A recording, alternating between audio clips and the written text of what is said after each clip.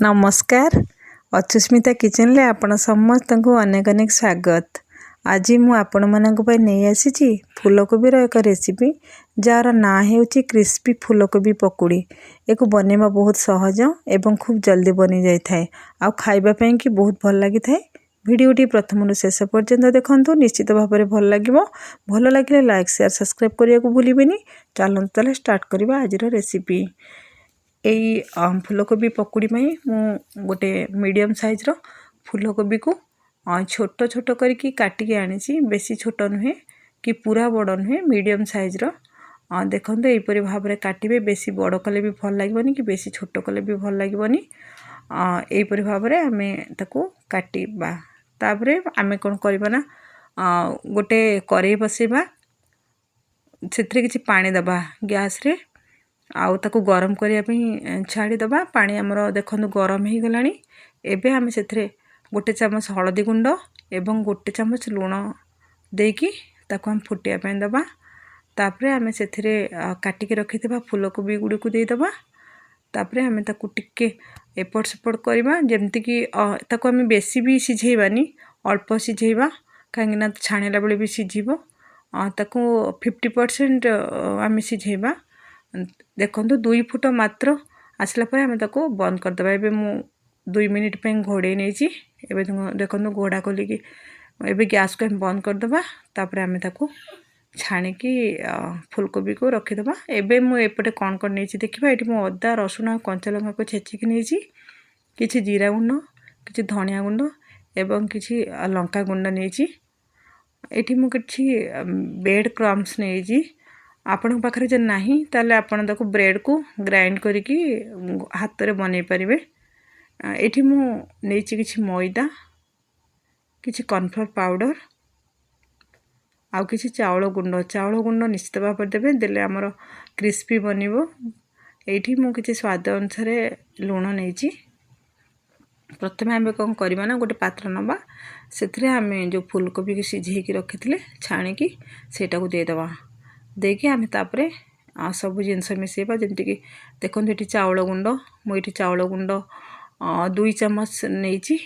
आउ तापर मैदा जहाँ भी नबा आम सेम सेम परिमाण नबा। ये भी मैदा मु सेम परिमाण नहीं। आम प्रथमे अल्प अल्प नबा। ये देखु ये कॉर्नफ्लोर भी मु नहीं सेम नबा। आमर जब लगे पर आम दबा। तापरे आम जो गुंड मसला नहीं आ छेचिकी रखिले अदा रसुण और कंचा लंका सेटा को देदबा। देके आम ताको हाथ साहाय्य भल भाव गोले नबा। आउ ये मु स्वाद अनुसार किछि लूण नहीं। प्रथमे सिझिला बेले मु लूण देइथिली, तेणु देखिकी नेबे। ये मु अल्प नहीं। तापरे आम हाथ साहाय्य ताको भल भाव गोले नबा, जमती सब गुड़िक आमर फूलकोबी सांगे कोट हो जाए। तापरे आम पानी दबा देखिकी आमर केते पानी लागिबो। आम ये अल्प अल्प करके पानी दबा, बिल्कुल भी प्रथम बेसी पानी दबानी। तेले आमर सेटा जदि पांचिया हो ना छाणला बेले आमर सेटा भल हेबनी, भलसे कोट हेबनी आमर सब जिनस गुड़ा। देखो मोर ये आउ टिके पानी लगिला मुझे यहीपरी भाव में आम तक गोली नबा। ये गोटे चामच टमाटो सॉस नहीं। टमाटो सॉस देले ना तार खाइला बेले तार भितरे बहुत बढ़िया लगे फूलकोबी पकोड़ी। ये आम तापरे ताको छाड़ीदेबा किस समय। एपटे आम गैस रे गोटे कड़ाई बसेबा, से किसी तेल देकी आम तेल को गरम होगापी छाड़ीदबा, कहीं आमको छाणीबार अच्छी पकोड़ी। एपटे आम से गरम हवा भितर ये देखो गोटे फूलकोबी जो आम रखी मैरिनेट करके सेटा को आम ब्रेड क्रम सांगे देकी ताको भल भाव कोट करवा।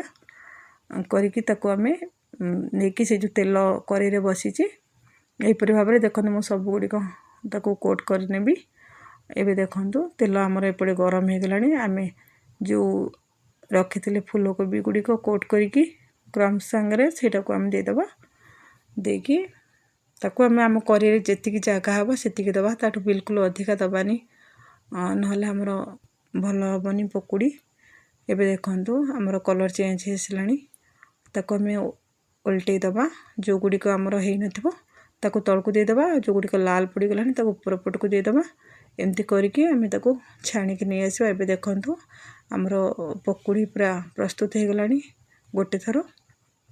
एबे आम ताको खोली नबा। देखो केते बढ़िया दिशुचे आमर फुलकोबी पकुड़ी सेम प्रोसेस रे मोर आउ किछि थिला बाकी सेटा भी मु दे देछि देखंतु से सेम प्रोसेस रे आमे छाड़ी छाड़ी करके दे दबा तापर ताको कलर चेंज हवा पर्यंत आमे गोटे पट हो सारा पर ताको उल्टे दबा एपरी भाव रे आमे सबू पकुड़ी गुड़क छाणी नबा। वीडियोटी केमती लगिला कमेंट्स करी जणाइबे। आज पई कि रहिली पुणी आसीबे आउ एक रेसिपी नहीं। जय जगन्नाथ।